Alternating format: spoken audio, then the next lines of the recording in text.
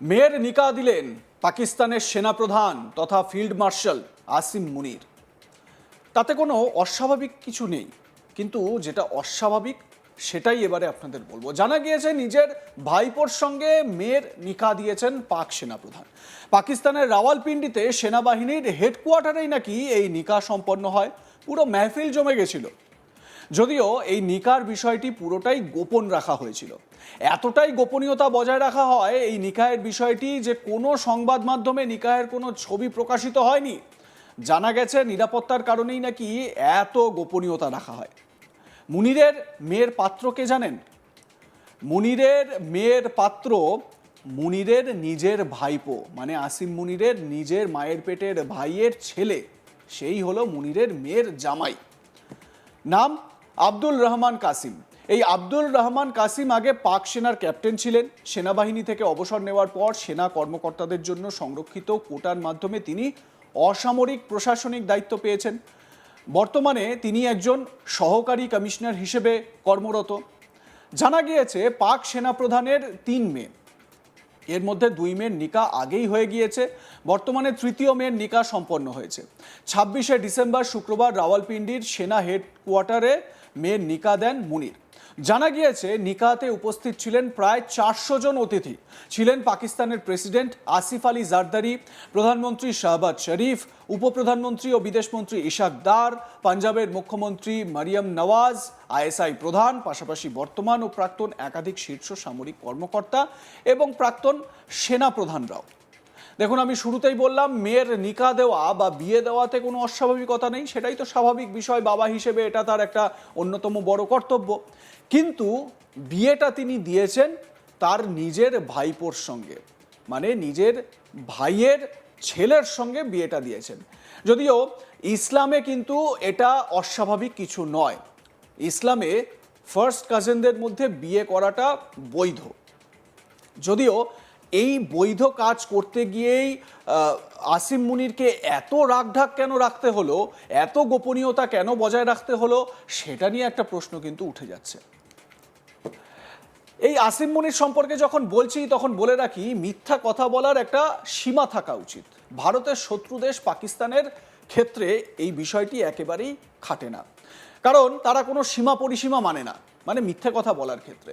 সে দেশের সেনাপ্রধান আসিম মুনির সম্প্রতি কয়েকদিন আগেই দাবি করেছিলেন ভারতের সঙ্গে যুদ্ধ অর্থাৎ অপারেশন সিন্দুরের সময় নাকি ভারতের ফাইটার জেট রাফাল থেকে শুরু করে সুখোই 30, MiG-29, মিরাজ 2000, এমনকি আকাশ প্রতিরক্ষা ব্যবস্থা S-400 নাকি তারা ধ্বংস করে দিয়েছে। তাও আবার কি নিজেদের যে ইন্ডিজিনিয়াস সিস্টেম রয়েছে তাই দিয়ে। মুনিরের দাবি পাকিস্তানের প্রযুক্তি এতটাই উন্নত যে দেশীয় প্রযুক্তিতে তৈরি সমরাস্ত্র দিয়েই নাকি অপারেশন সিন্দুরের সময় ভারতের একের পর এক fighter jet, air defence system ধ্বংস করে দিয়েছে পাকিস্তান। সম্প্রতি লিবিয়া সফরে গিয়েছিলেন আসিম মুনির। সেখানে বিদ্রোহী গোষ্ঠীর শীর্ষ নেতৃত্বের সঙ্গে বৈঠক করেন মুনির। সেখানেই এই মন্তব্য করে বসেন, লিবিয়ার বিক্ষুব্ধ গোষ্ঠীর সঙ্গে $4 বিলিয়ন বেশি অঙ্কের সামরিক চুক্তি করেছে পাকিস্তান, যে চুক্তির মাধ্যমে 16টি JF-17 ফাইটার জেট বিক্রি করতে চলেছে পাকিস্তান। মনে রাখবেন, এই জেটগুলো পাকিস্তানকে দিয়েছে চীন। মানে পরের ধনে পোদ্দারি একটা কথা আছে না, ব্যাপারটা অনেকটা সেই রকম। শুধু অস্ত্র বিক্রি নয়, চুক্তির মাধ্যমে এই বিদ্রোহী শিবিরকে প্রশিক্ষণ ও সামরিক সহায়তাও দেবে পাকিস্তান।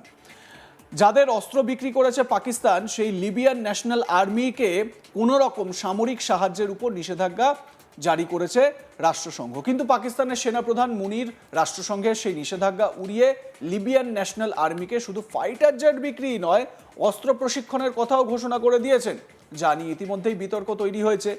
তো আসিম মুনির, বা আমরা অনেক সময় কটাক্ষ করে বলি মোল্লা মুনির, তো সেই মোল্লা মুনির তিনি সেই সময় কি বলেছিলেন লিবিয়ায় বসে, একবার শোনাই আপনাদের।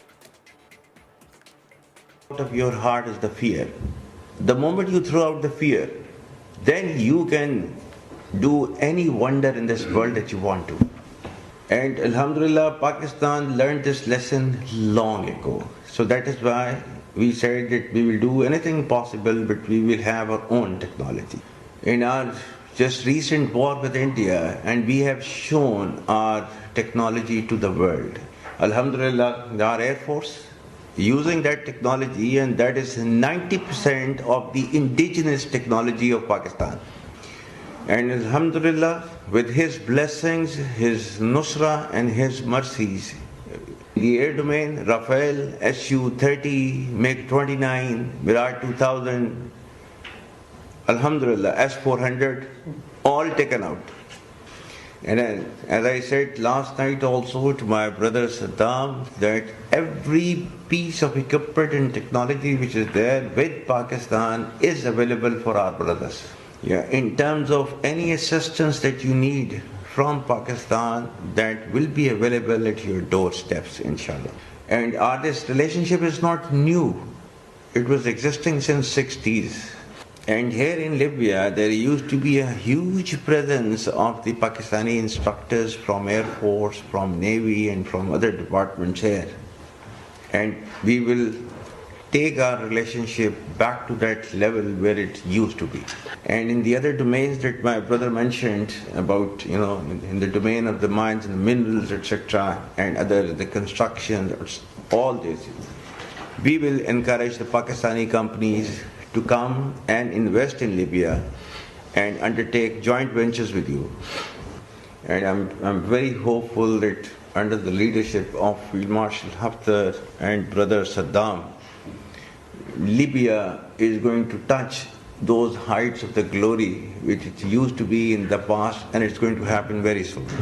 But as a brother, this is my humble advice to you, that please make your armed forces as strong as possible, because armed forces, they guarantee the existence of countries.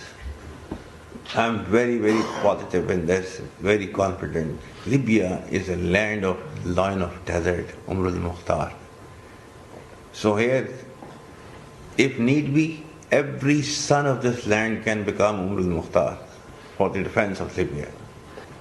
Once again, brothers, I extend my deepest gratitude for the hospitality extended to me and my delegation, and Pakistan-Libya brotherhood may it be a long-living brotherhood.